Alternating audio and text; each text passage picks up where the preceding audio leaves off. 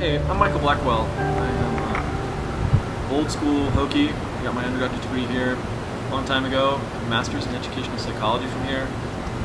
I was the assistant director of our university honors program for about 5 years. I was the on-campus director of YMCA student programs, community service organization here on campus. I'm currently serving as director of programs at the YMCA at Virginia Tech. So on and off, I've been around here about 20 years. I'm here to talk to you today about stuff that you should know.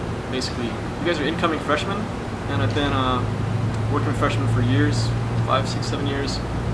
And I'm also lurking on the Facebook freshman page, class of 2017. And I happen to know that you guys are asking a lot of the wrong questions, and you're trying to figure out stuff that's not really what you need to figure out. One of the things you should know is that when you first come to school, things that you do in those first couple months have an outsized impact on your life. So at orientation or in your freshman class, you might be looking around and the person next to you might end up being your best friend in 20 years, or they might end up being the person that you marry. Or all kinds of interesting things can happen. So the choices that you make now matter a lot. So the story I want to tell you comes from my junior year in college when I was living with my best friend Joe, who I met in like the second or third week of classes when I was a freshman, and he's still my best friend 25 years later. And Joe's kind of a wild man, a lot of interesting experiences. And one of the things that we did together that year was we started a reptile import business. He's a vet student, he went on to be a veterinarian, actually a wildlife scientist. And it seemed like a good idea. We wouldn't do this now because we know that importing reptiles isn't cool. And the house was just full of animals and pets and carcasses and weird stuff in the freezer. It was a very interesting time. And one of the, two of the inhabitants of the house that I want to tell you about today, one is Sasha. And she's an enormous Burmese python, about 17 feet long, and probably about that big around, maybe 170-foot snake. And see, I'm about 6 feet this way, so 3 times this length, and about that big, and really strong. And I happen to remember how strong she is because I drove her home the last day of classes, and she was loose in the car. I guess we didn't have a cage. It doesn't seem like a very good idea, really. And I can remember her, to this day, sort of moving around the seats and like flexing her big snake muscles and like pushing me around as I was going down the road. The other member of the house I want to tell you about is Elliot, small fish, and living in a goldfish bowl, like a very standard goldfish bowl. I don't know how we got Elliot, but he was there.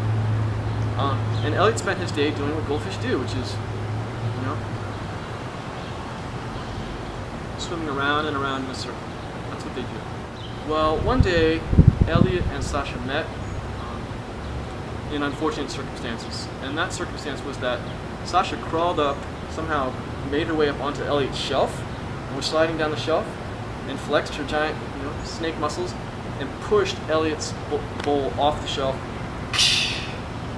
until it exploded into a million pieces. Water everywhere, and now Elliot, who'd been so tranquilly, is now flailing around. So we heard the crash. Joe and I ran upstairs.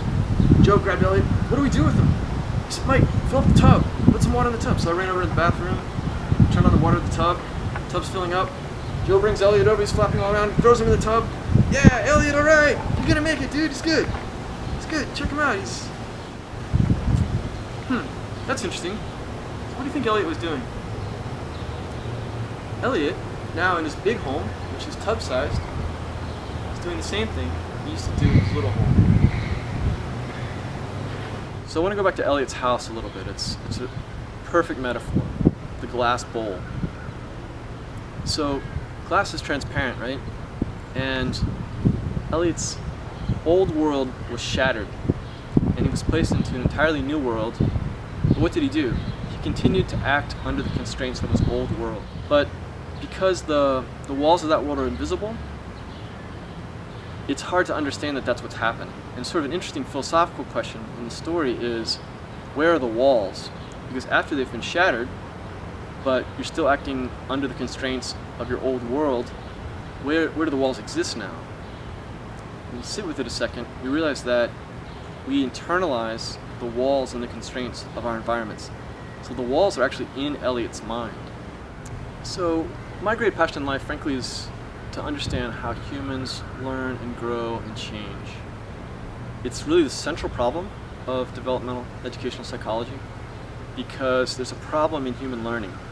There's a concept I borrowed from industrial systems engineering actually, and it's called automation paradox. It's kind of cool.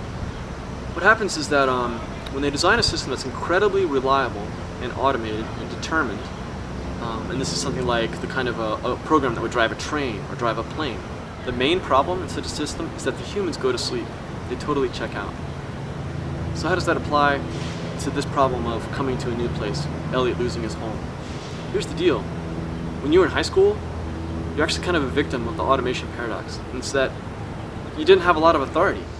So when you come to the university, it's a completely different environment. And rather than be checked out and do what your department tells you, or do what your checklist tells you, or do what your parents tell you, this is the time for you to step forward and exercise maximum creativity, maximum curiosity. Maximum is a term I really love from my field called self-authorship. It's time for you to write the story, and that might be a really foreign concept to you. So, you're here at Tech. The things that you do over the next couple years are going to have a profound impact on your life. So guess what just happened?